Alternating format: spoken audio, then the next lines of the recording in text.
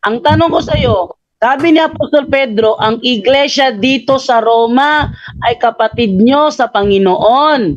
Nabati kayo, gayon din ang aking anak na si Marcos. Ang tanong ko, nasaan si Apostol Pedro nang isulat niya ang aklat ng unang Pedro? Nasaan siya, bro?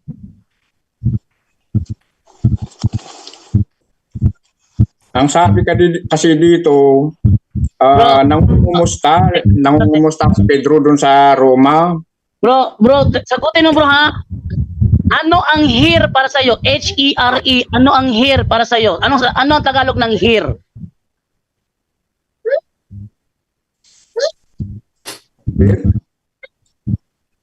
Huwag ka kasing ma-English, bro. Bro, Yari. Piloso. Kapatid pala ako dito. Piloso po. Kapatid Paano ko naghahanap ka ng diwa? Ito, sobra pa sa diwa at letra po letra ito eh.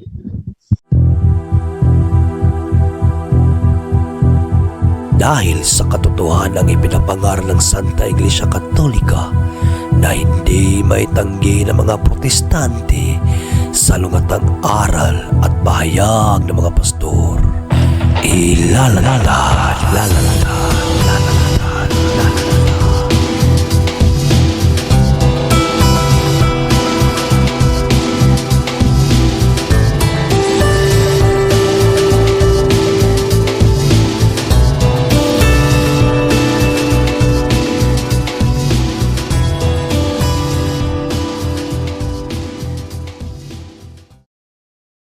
Car back, sauce Simbahan.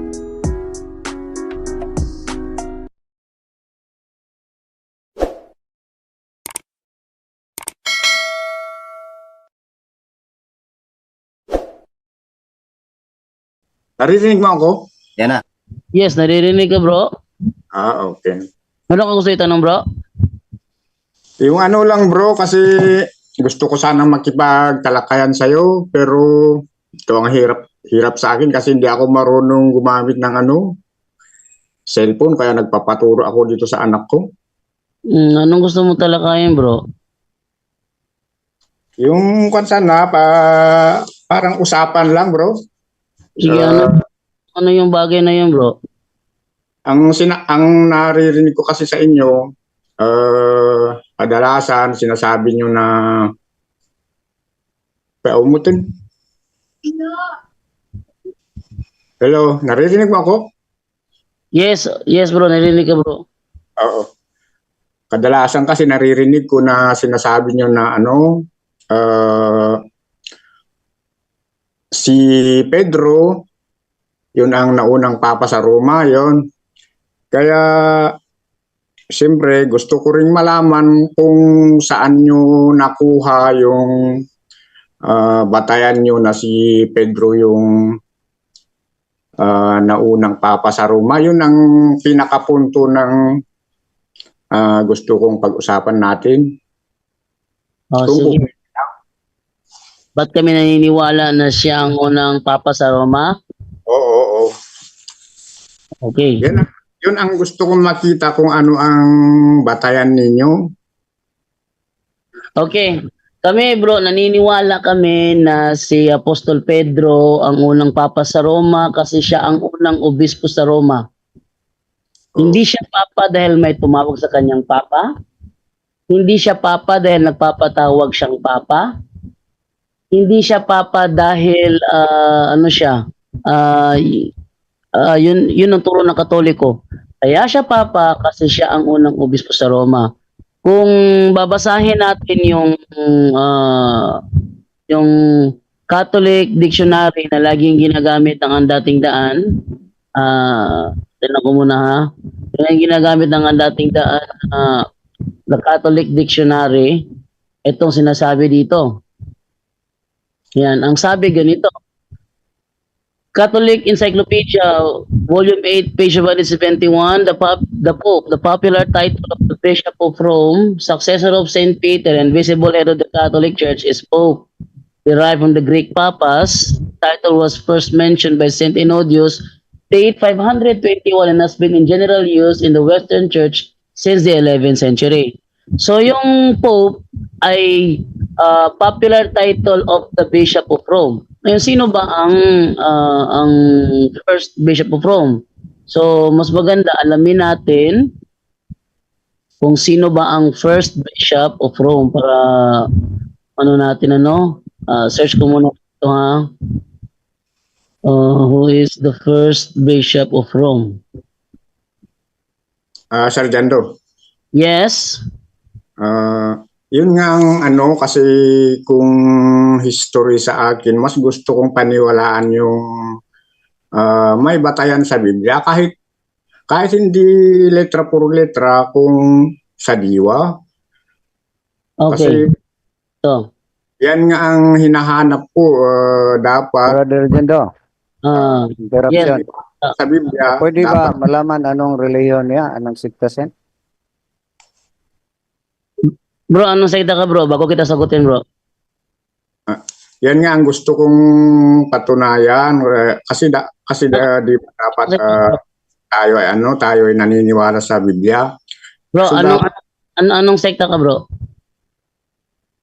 Ay dati akong sir, dati akong galing ako sa Assemblies of the Firstborn. Ngayon ano ka bro?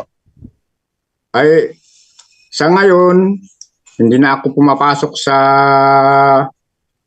relihiyon, bro. So wala ka ng relihiyon ngayon? Wala. Okay, maganda yan. Maaari bang ma-open mo yung camera bro? Kasi kanina pa ako nag-ask to start video para naman makita ka namin. Ay. Di ko nga alam kung anong pipindutin ko dito eh. I-click mo lang yan bro na lumalabas na accept mo lang yung aking request to start video. Taga-Bicol ka rin bro? Hindi bro. Kaya medyo hirap din akong magtagalog kasi Ilocano. Ilocano. Si Brother Juban pala sana Brother Jando, no? Ilocano. So, Sige po. okay. Okay ha, ito nilabas ko kung sino ang unang Bishop of Rome. Ito, ang sabi dito, ganito. Kami bro, unang-una kami mga Katoliko, hindi kami Bible alone kasi hindi naman lahat ng katotohanan sinasabi ng Biblia. Mga katotohanan din na nasabi ng Biblia, pero kung pagpapatayin natin ng ang biblical na batayan, kung si Apostol Pedro pa ang unang bishop sa Roma, yes, eto, unang-una basahin ko yung yung nakapunta siya, teka, sino to? Sino tumatawag? Wait lang muna ha, huwag mo na tawag ha. May sinasagot pa ako ha. Okay. First bishop, sa amin, si San Pedro, nakapunta siya sa Roma. Unang Pedro 5:13 sa The Living Bible, ito ating mababasa. Unang Pedro 5:13, ganito ang ating mababasa. The church here in Rome, she is your sister in the Lord, sends you her greetings, so does my son Mark. Itong First Peter, ito isinulat ni Apostol Pedro, siya ay nasa Roma. Ano po yun? Anong talata yun? First Peter 5:13. 13. No. First Peter 5:13.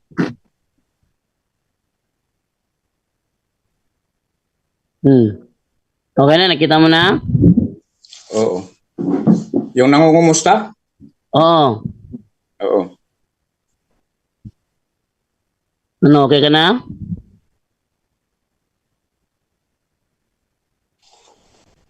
Okay na ba?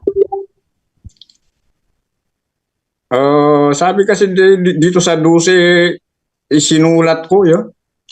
Oo. 13? Hindi, dito, itaas mo lang dito sa talatang 12. 12. O sige, 12. Sabi ganito, I am sending this note to you through the courtesy of Silvanus, who is, in my opinion, a very faithful brother. I hope I have encouraged you by this letter, for I have given you a true statement of the way God blesses. What I have told you here should help you to stand firmly in His love. So, anong tanong mo dyan? Yun ang gusto ko sanang pag-usapan, bro. Kasi kung itong ginamit mo, hindi naman nagpapatunay na si Pedro ay napunta sa Roma at hindi Bro, naman sila na ano. Ayan bro, nakikita naman sa screen ko, di ba? Nakikita sa live yung ano, yung talata eh. Wag mong iliko. 1 Peter 5:13, the church here in Rome, tatagalogin ko ha, ang iglesia dito sa Mas Roma. maganda Tagalog. Oh, ang Kasi- iglesia dito sa Roma ay ang kapatid nyo sa Panginoon. Ay bumabati sa inyo, ganun din ang ating anak na si Marcos. Liwanag ba dyan, no? Ang iglesia dito sa Roma. Pag mo niliko doon sa 12, no, wala naman sinasabi doon na Roma. Ito may Roma dito, ba't niliko mo sa 12? Hindi bro, ang hinahanap ko Bro dito. Jando, may tanong ako muna kay Bro Ramon, bro. Bro Ramon. Sige, may tanong ako sa iyo, bro. Dito, may babasahin tayong talata, bro. Kung sasangayunan mo ba ito sa Isayas, bro, ito ang sabi ni Isayas, no? Siya ang pagsusuotin ko ng iyong buong kasuotan. Ibibigay ko sa iyo sa kanya ang iyong kapangyarihan. Siya ang magiging ama ng Jerusalem at ng mga taga-Huda. Ibibigay ko sa kanya ang susi ng sambahayan ni David. Sa 22, ibibigay ko sa kanyang susi ng sambahayan ni David. Walang makakapagsara ng anumang buksan niya at walang makakapagbukas ng anumang sarahan niya. So ayon dito sa hula ni Isaiah, bro, ang mabibigyan ng susi ni David ay magiging ama ng sangbahayan ni Jerusalem. Sangayon ka dito, bro, o hindi? Ang ano ko kasi dyan, bro, si Kristo yun. Yes, wala tayong ano diyan, wala tayong duda nga si Kristo nga yan.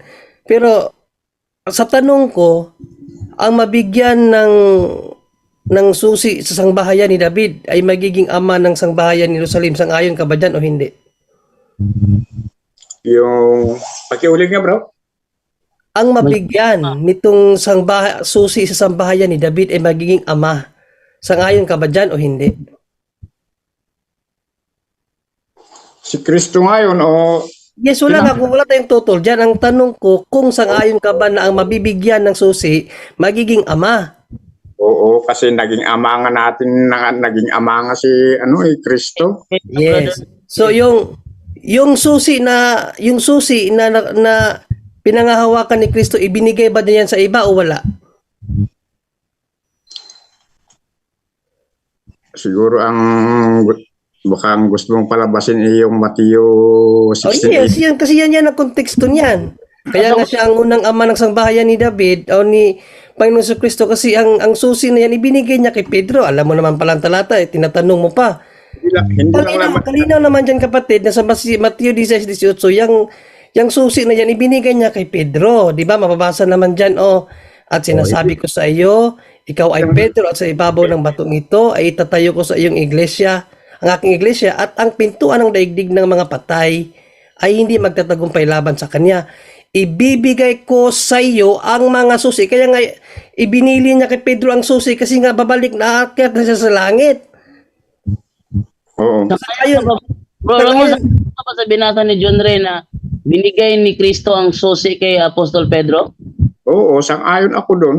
Okay, sa pagsangayon mo niyan, sangayon ka rin ba doon sa Isayas, sa hula ni Isayas, na ang makakatanggap ng susi ni David ay magiging ama? Pero hindi si Pedro ang sinasabi Ay, doon. binigay na nga kay Pedro eh. Binigay na nga kay Apostol Pedro, bro eh. May pagkakaiba kasi yung Wala pagkakaiba yan, kasi wala pagkakaiba. Wait lang ba na John Ray? Paklaruin lang muna ako dito ha. Sige. Ang susi ni David, binigay ka, sabi mo, ang katuparan noon si Kristo. Ang Oo. binigyan ng susi, magiging ama. Sumang-ayon ka doon. Tapos si Kristo, naging ama natin, sumang-ayon ka rin doon. Ang Oo. tanong doon, yung susing ibinigay kay Kristo, binigay pa niya kay Apostol Pedro o hindi? Apostol, sino si Apostol Pedro? Yung susi na natanggap ni Kristo, galing sa susi sa bahay ni David. Kuha ko na bro. At teka, muna bro, klarin natin bro, wag ka munang umiwas. Gusto ko lang, maraming nanonood sa atin eh. Pangit Okay. naman na, palos ako, pangit naman na na hindi ka susunod. Paano natin makla-clarify ang isang issue kung iiwas tayo, hindi ba? Binigay si Kristo nakatanggap ng susi ayon sa bahay ni David at tatawagin siyang ama. Sabi mo si Kristo katuparan nun. Hindi ko sasalungatin yon. Okay. So yung si Kristo naman, nagbigay ba ng susi kay Apostol Pedro? Yes or no? Oo, nagbigay nga. Nakasulat nga sa Mateo yan. Dahil nagbigay, tatawaging ama o hindi? Si Pedro? Oh, binigyan. Yan ang sabi sa Isaiah, di ba? Ang bibigyan ng susi, magiging ama sa sambahayan ng Huda. Oh. Magiging ama. Tanong, nang natanggap ni Apostol Pedro ang susi, naging ama ba siya para sa'yo o hindi? Hindi lang naman siya ang ama at yung ginagamit. Ganun po. Nung natanggap ni Apostol Pedro yung susi ni Kristo, para sa'yo, naging ama ba si Apostol Pedro o hindi? Ito kasi ang ano dyan bro, ito, yung pagkaunawa ko kasi sa nakasulat. Bro Ramon, palalahanan lang kita Bro Ramon, ang sabi mo kanina kasi, ang gusto mo, ayaw mo sa history, bibigyan ka sana ni Bro John doon ng historical proof, ayaw mo kasi ang gusto mo yung biblical proof kahit diwa. Ito sobra pa to sa diwa bro No, kasi papaunawa ko kasi unang-una, ang sabi sa hula ni Isaias, tatawaging ama, no? Tatawaging ama, ayan no, magiging ama siya sa taga-Jerusalem at ng mga taga-Huda, ang bawat mabibigyan ng susi sa sambahayan ni David. Mayroon pang kapangyarihan na siya lang ang makapagbukas at makapagsara, no? Kung babasahin mo tuloy-tuloy ang 22, walang makapagsara ng anumang buksan niya at walang makapagbukas at anumang sara niya. Yan ang mismong sinabi ni Panginoong Jesucristo kay Pedro, di ba? Sa Mateo 19. Hindi isasara yung tatalian yun. Yun yung ginamit doon. Parehas lang yan. Iba eh. Bro, mo kasi tiwa, pareho lang yan eh. Ang Kanya, point kasi dyan, kapatid na Ramon, ayon sa hinahanap mong diwa, sa hula, yung mabibigyan ng susi, biblically, ang mabibigyan ng susi, magiging ama. Yun ang hinahanap mo eh.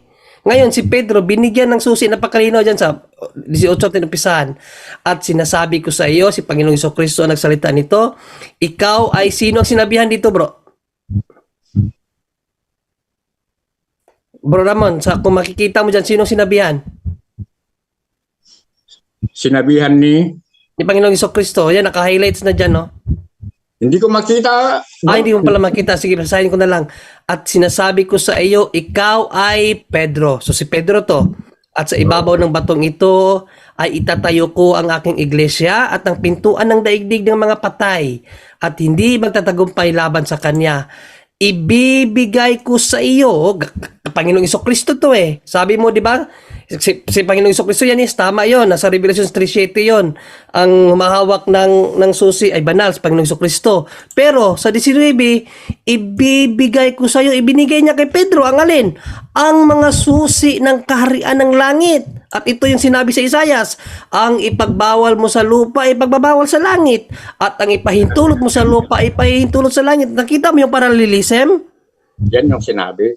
Oh, pero ang point diyan, ang makatanggap ng susi magiging ama. Kaya nga siya ang ama eh. Siya ang pinakaunang ama sa sangbahayan na itinatag ng ating Panginoong Jesucristo ng ibig sabihin ng iglesia.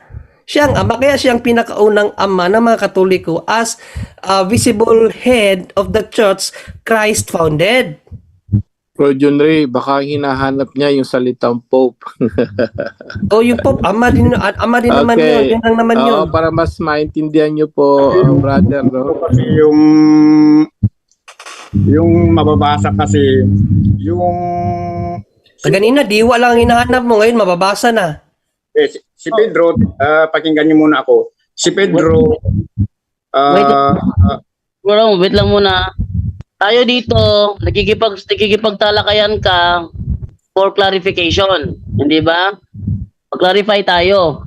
Ayon sa hula ni Isaias, ang bibigyan ng susi, makakapagsara, walang makakapagbukas. Pag siyang nagbukas, walang makakapagsara. Tapos tatawagin siyang ama. Magiging ama siya. Ngayon, sabi mo si Kristo ang kinatuparan. Tama. Si Kristo, pinatuparan. Ngayon, si Kristo, binigay naman yung susi kay Pedro. Pedro. Tapos sabi niya, ano man ang ipahintulot mo sa lupa, ipapahintulot ko sa langit. Ano man ang ipagbawal ko sa lupa, ipagbabawal ko sa langit. Dahil binigay na ni Kristo ang susi kay Apostol Pedro, naging ama ba siya para sa iyo o hindi? Siyempre, kung sa spiritual, ano nga Ayun na, naipasilangan tumanggap na siya, tumanggap na siya, Bro Jando. Ayun, nasagot na pala. O mag-next na lang tayo. pero yung hinahanap ko yung paano natin sasabihin na si Pedro ay siya ang naunang papa sa Roma, yun ang hinahanap ko kasi Bro, nagsabi ka bro, punta sa pakinggan niyo muna ako. Bro, nagsabi ka bro, nagpunta sa Roma. Bro, sabi mo bro, napunta ka na sa Roma, binigay ko na sa iyo kanina. Ang Pope, ang tawag sa Pope, Bishop of Rome. Ngayon, si Apostol Pedro ang unang obispo sa Roma. Ang tanong, tutol ka ba na si Apostol Pedro ang unang obispo sa Roma o sang-ayon ka? Sabi mo nga bro, pero walang talata, yun ang hinahanap. Ano yung kulanta kasi may talata manuwala, nangyari ang nangyari na. Ito Diwa lang ang hinahanap niya kanina, Bro Jando, diwa lang. Palang hinahanap mo kanina, kaya binigyan ka ng diwa, nakahanap ko ng letra po. Ito bro Medyo ano kasi malayo sa diwa yung yung kaliwa. Oo ka na nga eh. Jando. Di ba naniniwala ka ba kayo na sila ang pinagkatiwalaan? Bro, teka muna, Badara mo, wag ka munang lumiko bro kasi paano natin makaklaro ang isang issue kung paliko ka ng pag lumiliko ka ng lumiliko. Okay? Hindi naman ako nagpapaliko pero yung talata nga yung hinahanap ko, yung Brother Jando. Naniniwala ka ba bro, Ramon, na may talata mo nung wala nangyari na ang nangyari? Naniniwala ka doon o hindi? sa aral dapat nakasulat. No, sagutin mo lang bro. Yung ano bro, yung may talata man o wala, nangyari na, naniniwala ka doon o hindi? Parang di yata tamang tanong yan. Sige. Para di yata tamang tanong, ano? Okay, ganito. Hindi si Apostol Pedro ang unang obispo ng Kristiyano sa Roma. Sino bro? Bigyan mo ako ng ano mo. Kasi yung sagot ko, kinokontra mo eh. Kaya, ito yung hihinga ko ngayon ng clarification para sa lahat ng mga nanonood. Hindi si Apostol Pedro ang unang obispo ng Kristiyano sa Roma. Sino bro? Walang nakasulat pero ang nakasulat, ang naunang nangaral sa Roma si Pablo. Okay. So, sabi mo si Apostol Pablo ang unang nangaral sa Roma. Anong taon si Apostol Pablo pumunta sa Roma? Anong taon si Apostol Pablo pumunta sa Roma? Walang nakasulat kung anong taon yun. So, hindi mo alam. Hindi. Kung tuturuan ka namin kung anong taon siya pumunta sa Roma, maniniwala ka o hindi? Ba't Hindi rin. kung nakasulat, ba't di ko paniwalaan? Hindi bro. Alam natin na wala sa Bible kung anong taon siya pumunta sa Roma si Apostol Pablo, pero talagang nagpunta siya sa Roma. Ang tanong, maniniwala ka ba kung binigyan ka namin ng taon kung ano siyang taong pumunta doon? Mali yung tanong na yan. Di ba ang nakasulat, di ba ang mali sa Biblia, ang nakasulat sa Biblia na nangaral, di ba si Pablo doon sa Roma? Bro, ulitin ko ha. Alam natin sa Biblia si Apostol Pablo pupunta sa Roma. Alam natin yon. Sa Biblia binasa ko si Pedro naman nakapunta rin sa Roma. Ito na mga tanong ngayon. Dahil sila nagpunta sa Roma, alam mo ba kung anong taon sila nagpunta? Sabi ko, hindi mo alam kasi walang nakasulat. Ngayon, kung sabihin namin sa iyo, kung anong taon pumunta si Apostol Pablo sa Roma, anong taon si Apostol Pablo pumunta sa Roma, maniniwala ka ba? Siyempre hindi. Ay, ba't ka ba nagtanong pa? Hindi niya na kailangan magtanong kung hindi siya naniniwala. Bro, useless na magtanong ka kung ayaw mo palang maniwala. Hindi yung kung nakasulat sa Biblia, paniniwalaan Walang, ko. bro, Bro, walang kaya Ramon. mangyayari. hindi ka naman nagkikipag-clarify sa amin eh. Kung sa boxing pa, magsundo ka tayo sa ring. Huwag kang balik. Bro, Bro Jando, Bro Ram, bro, Jando, Ano yung nangyari, bro? ganito, Bro Ramon. Hindi tayo Ah, nag-usap Bro Ramon, ng kung anong gagawin. Tapos napunta tayo agad sa ano, parang bro, tayo may isang tanong lang ako sa'yo, bro. Pwede po ba? Bro Ramon. Oh, okay. Okay. So ito po ay a very simple question lang po, Bro Ramon, sa ano. Dahil sabi mo kasi kapag hindi mabasa sa Biblia ay ibig sabihin hindi ka maniniwala. Tama po ba yung narinig ko? Hindi naman lahat kasi kaya Ano, nga ano lang? So Hanapin- ibig sabihin clarification, ibig sabihin naniniwala ka kahit hindi nasulat sa Biblia. pero kung Bro, naniniwala ka ba kahit hindi nasulat sa Biblia o lahat ng pinaniniwalaan mo kailangan nasulat sa Biblia? sinabi ko nga kung mauunawa sa diwa, Sa diwa. maniniwala. So ibig sabihin pala yung petsa hindi yan naayon sa diwa. Yung date. Wait lang, brother, ano ha? Brother Romel ha? May kaklaruin lang ako to sa kanya kasi sa tikita ko na umiiwas siya dito eh. Bro, itong binasa ko bro, unang Pedro 5:13. Sinong nagsulat ng unang Pedro? Sagutin mo, Brother Ramon. Unang Pedro? Sulat niyan. Siyempre si Pedro. Apostol Kala ko Pedro. hindi pa rin si Pedro. Sabi niya Apostol Pedro, ang iglesia dito sa Roma. Nasaan siya nang isulat niya ang Peter?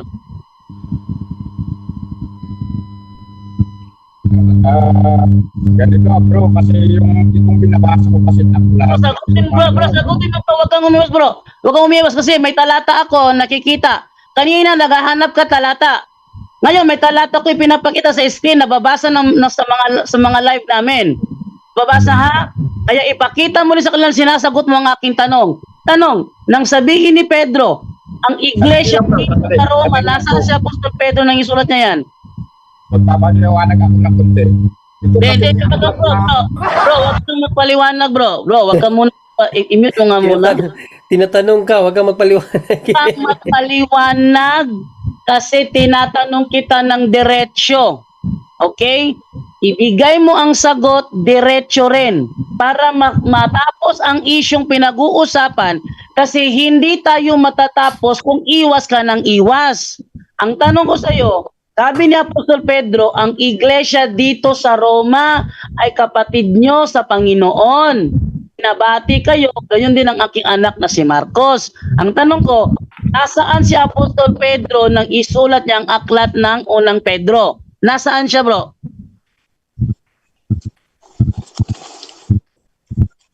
Ang sabi kasi dito, nangungumusta si Pedro doon sa Roma. Bro, sagutin mo bro ha. Ano ang here para sa iyo? H-E-R-E. Ano ang here para sa iyo? Ano ang Tagalog ng here?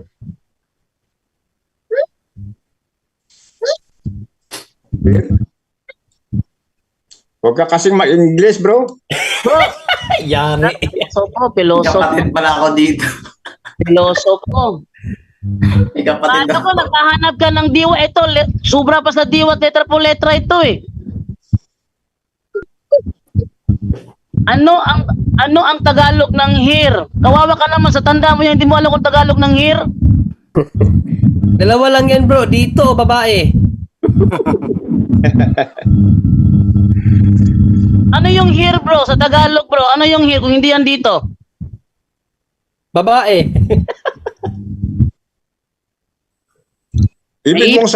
Ang ibig mong sabihin, bro, si Pedro harap-harapan na kinukumusta niya yung tao doon sa Roma. Ay, hindi nakakaunawa. Hindi nakakawa to. Naghahanap ng diwa, hindi pala makaunawa. Pedro, nasa Roma nang sabihin niya ito. Ang iglesia dito sa Roma, sangayon ka ba sa binabasa ko rito o tutol ka?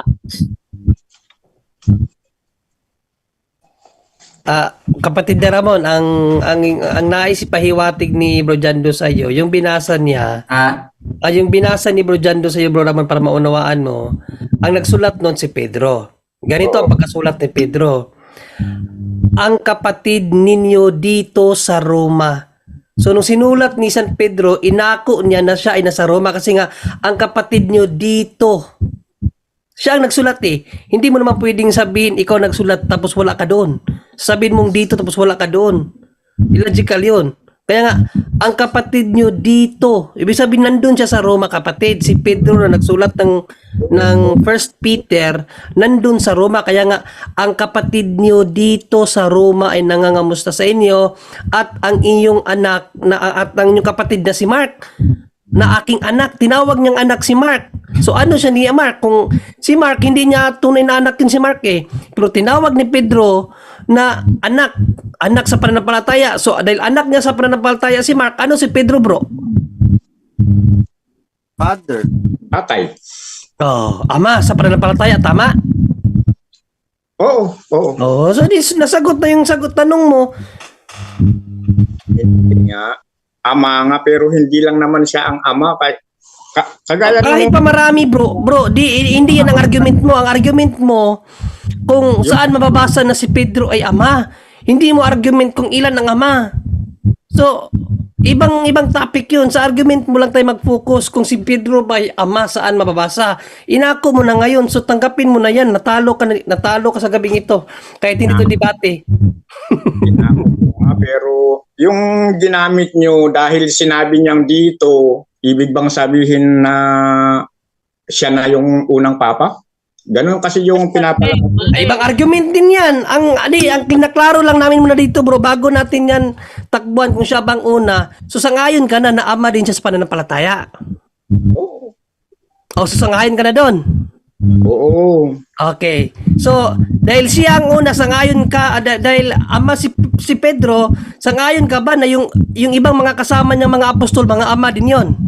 Oo. Okay, sige. Para patunayan ko sa iyo na siya ang una, ha? Basahin ko kung sino ang unang ama dito ayon sa Biblia. Okay, ikaw babasahin ko sa iyo kasi hindi mo makikita kasi gusto mo Bible o ito ang mga pangalan ng 12 apostol. Sino ang una dito? Sabi dito, bro, si Simon. No? Oy, nawala. Wait lang, ha.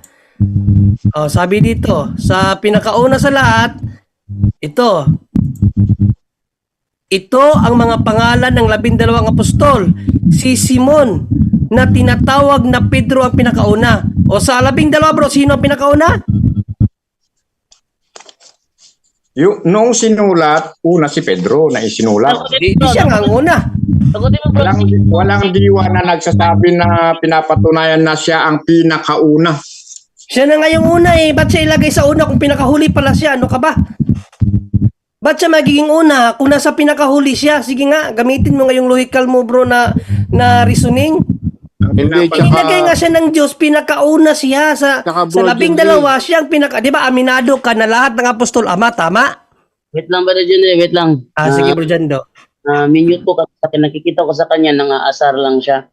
Kasi naputata na. Una, hanap siya kahit sa diwa. Binigay yung diwa, Isaiah 22, binigay na yung diwa, tapos naghanap naman ng letra por letra. Binigyan ko ng letra por letra ang iglesia dito sa Roma. Gumagawa pa ng ibang reasoning. So sa madaling salita, natalo na siya at sa letra por letra. Ang ginagawa na lang niya ngayon, nangaasar. So kung wala ka ng ibang tanong, Brother Ramon, tatawag na ako ng iba. Bro Okay. Jando, sagutin natin yung kanina, yung baka malate, baka wala, maano na siya, yung sa pregnancy lang, mabigay natin yung pwede ba daw makipagtalik lang, madalian. Di ba naghihintay ng sagot? So yan, sa mga nakikinig ngayon, good news sa inyo, mga brothers. So sabi rito, sexual intercourse occurs during infertile period of the woman's cycle or sexual act during pregnancy. Ayan, no? So sabi rito, isinyortcut na natin, therefore it is morally licit. Ano yung morally licit? Accepted. Okay, Legal. so legal po yon, tanggap na simbahan yan, pero depende sa sitwasyon ng ano, no, halimbawa yung kung may sakit yung asawa, yung madaling ma-miscarriage o madali siyang maano, hindi i-check niyo sa doktor. But during pregnancy, ayan, good news sa mga ano, kahit buntis po siya, hindi makaka-apekto sa bata yon, tanggap ng po simbahan yon, hindi yung kasalanan. So yun, pwede po ano, pero may mga risk sa mga may risk, may delikado na baka ma-miscarriage siya o maano, ipasuri niyo sa doktor kung hanggang kailan, ilang months siyang pwedeng galawin. But ang tanong niya, habang buntis siya, pwede bang galawin? Yes po, sabi na simbahan. It is morally licit or it is morally legal or accepted by the church. No? Wala pong problema kapatid, no? Kasi nandun na kasi yung procreation may bata na eh. So pwede daw galawin yon unless no, yung may mga risk o may delikadong may mga kasi nagbubuntis na delikado kapag nagtatalik na. Yun, medyo ipasuri niya, sa doktor niya na itanong yun kung safe pa siyang galawin, no? Ang doktor na makapagsabi nun. Pero dun sa tanong mo, kasalanan no, hindi po kasalanan kapatid na galawin ang buntis ayon sa simbahan. Yun po kapatid. At Okay. saka, Bajando, wait lang. Isa lang bro. Siya pala ito, yung ano, Bajando. Ramon Busagna Tukiad. Yes, Bajando. Oh. Dagdagan ko lang doon kay Bro Angel kasi yung sa amin din na kinonfirm ko rin yan sa ano dito. Tama yun, no? Ano lang, with love and respect din. Kinakailangan yung partner mo ay ano rin siya, gusto din niya, hindi yung ikaw lang ang may gusto. So with love and respect at ingat lang na wag tamaan yung ulo ng bata. Hindi, tsaka siyempre depende rin kung buntis na yan, marami nang nararamdaman yan, no? So, yung respect and love na baka hindi na siya pwede o masama na pa kanila sa pagbubuntis, galaw ka pa ng galaw sa kanya. So, isa yon na pwede i-consider natin. Pero kung sinful hindi naman. Kung may delikado ba sa bata, sabi dito na research ko, walang connected daw kasi malayo yung ano ng womb kaysa dun sa puwerta ng babae. So, wala naman daw epekto sa bata yon, yung halimbawa nagtalik. So, wala naman epekto, kaya lang, yun nga, with love and respect, sabi nga ni Father na kailangan yung, siyempre, intindihin mo yung sitwasyon niya, iba na yung mararamdaman nung buntis na babae kaysa dun sa wala siyang anak o wala siyang dinadala kapag nagtatalik. So kung medyo masama pa karamdam niya, wag naman pilitin. Pero dun sa kasalanan yun, hindi po, with love and respect pa rin, tama. Yun po kapatid. Okay, so siya pala itong Ramon Busagna Tukiad Sr. Sabi niya Ay, siya pala yan! sabi niya, paano punto para magipag-aral sa inyo? Nagipag-aral. Sinagot naman yung tanong niya. Ayaw lang niya tanggapin. So, yan pala yung Bro Jando, yung pilit na kinukontak natin noong nakaraang araw. So ano siya? Pakunwari lang itong sinasabi niya para makipag-aral. Kasi yung tanong niya sa diwa, nasagot na. Sa letra por letra, nasagot na rin. Sobra pa sa diwa yung binigay natin, ayaw tanggapin. Gagawa ng ibang lusot. So hindi ka nagkikipag-aral sa amin, bro. Ha? Gusto mo lang mang-asar eh. Ang gusto kong paksa bakit kayo hindi Bible alone? Kasi maraming mga katotohanan sa mundo, hindi na sinulat ng Bible, kaya hindi kami Bible alone. Yan ha.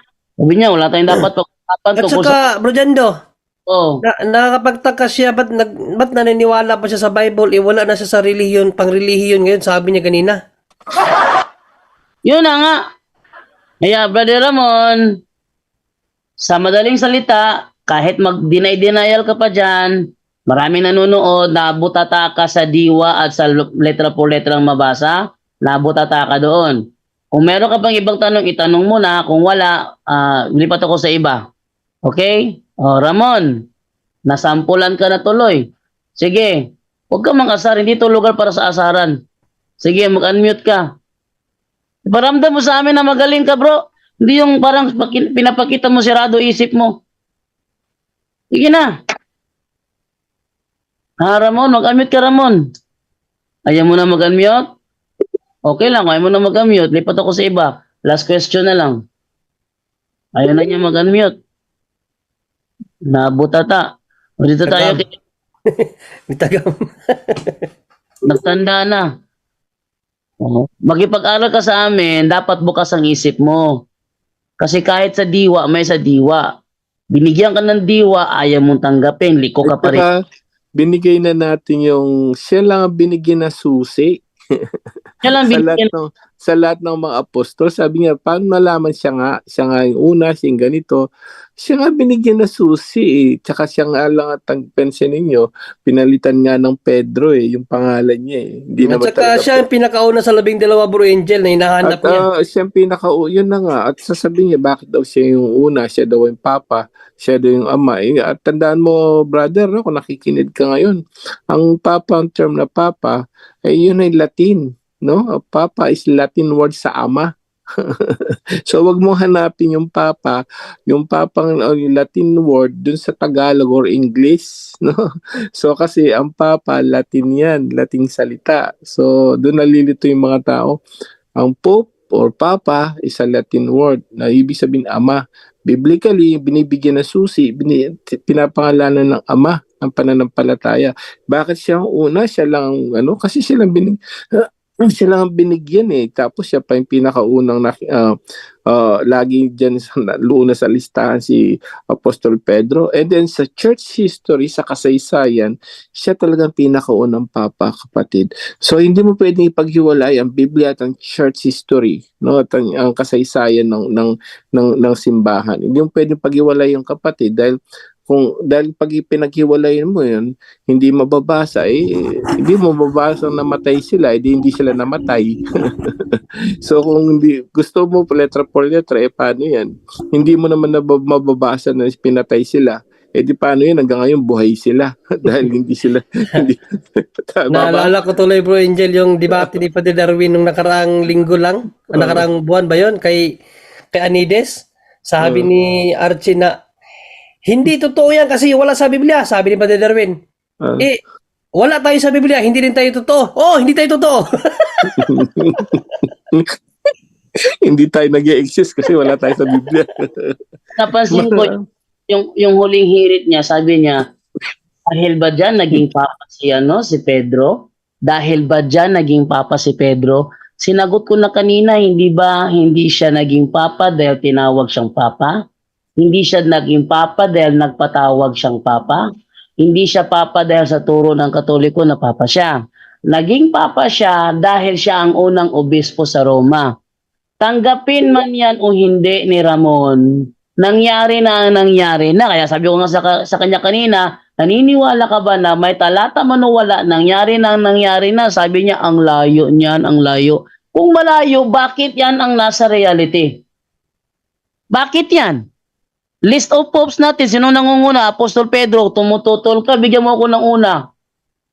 Sino ang unang papa? Kung hindi si Apostol Pedro. Ginawa ko siya kanina. Kung hindi si Apostol Pedro, ang unang obispo sa Roma, sino? Hindi naman nagbigay. Akala ko ba magkikipag-aral ka sa amin? Kung makikipagtalakayan ka for clarification of all things, na naniniwala kang mali kami at ikaw yung tama. Ang nakikita ngayon ng mga tao, ikaw ang sirado ang isip, kami ang tama rito. At Kasi, kapag sinabi mong mali, may tama. Ano yung tama? Ano yung tama? Kung hindi pa si Pedro, ang unang obispo sa Roma, sino ang unang obispo sa Roma? Magbigay ka ng ebidensya mo. Hindi yung, nakita ko, nakipag-asaran lang eh. Hanggang tutol ka, pero wala ka naman maibigay na tama sagot. Ayaw mo lang tanggapin. So, nangyari dito, kami pa rin ang nasa tama. Ikaw yung nakitaan ng mali. Wala kang magagawa dyan. Kaya nga sinasabi ko, ang punto por punto, ito lang ang programa na nag-iimbita sa mga sulpot na nagsasabing kami daw ang mali at sila yung tama. Patunayan nyo rito kami ang mali at kayo ang tama. O yan. Patunayan nyo, iniimbitahan ko lahat ng mga sulpot na nakikinig ngayon na naniniwalang kami ay mali at sila yung tama. Patunayan nyo ritong mali kami at patunayan nyo ritong tama kayo. Yan ha.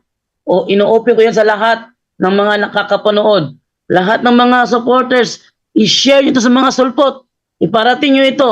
Ang punto por punto nag-iimbita sa lahat ng sulpot na nagsasabing kami ang mali. Patunayan yung mali kami at patunayan nyo yung tama kayo.